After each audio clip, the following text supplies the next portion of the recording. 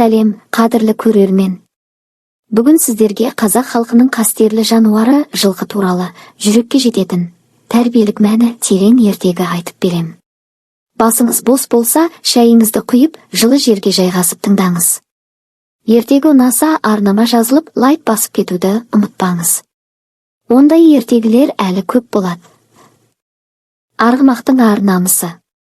Ертеде, ертекші шалдың айтуынша, бір шалғай ауылда Қарақас деген қария өмір сүріпті.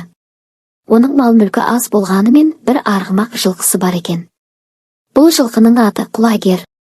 Оның денесі жарасымды, тұяғы оттай, көзі шоқтай, жалында сабыр, жүрегінде қайрат бар екен. Құлагер жай жылқы емес.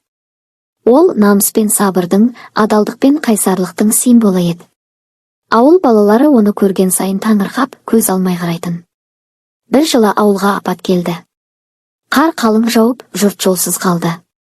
Ауру адамды дәрігерге жеткізу керек болды. Бірақ жол жабық, көлік жүрмейді. Сонда қария Құлагерді ерттеп, «Құлагерім, сенің үстіңе үміт арттық. Қолыңнан келеді» деді. Құлагер қалың қарда, боран мен қырауда 15 шақырымды 2 сағатта шауып өтті. Ауру баланы дәрігерге жеткізіп аман алып қалды. Ауыл халқы Құлагерді басына көтеріп батасын берді. Сол күні Қарақас қария ауыл балаларына қарап, «Балаларым, жылқы тек көлік емес. Ол төзім, адалдық, естілік пен ерлік иесі. Жылқы артық жем жеп семірмейді. Ол иесіне қарап жүреді. Аш болса да мінезін жоғалтпайды. Қайда барсаң, мінезің жылқыдай болсын, үнсіз, бірақ нақты, сабырлы, бірақ қуатты, адал, бірақ намысты». Содан кейін ауыл балалары жылқыға басқа көзбен қарай бастады. Олар мініс үшін емес, тәрбие үшін ат ұстауды үйренді. Ауылда бәйге қайта жанданып, балалар шынығып өсті. Құлагерге арнап ескерткіш орнатылды.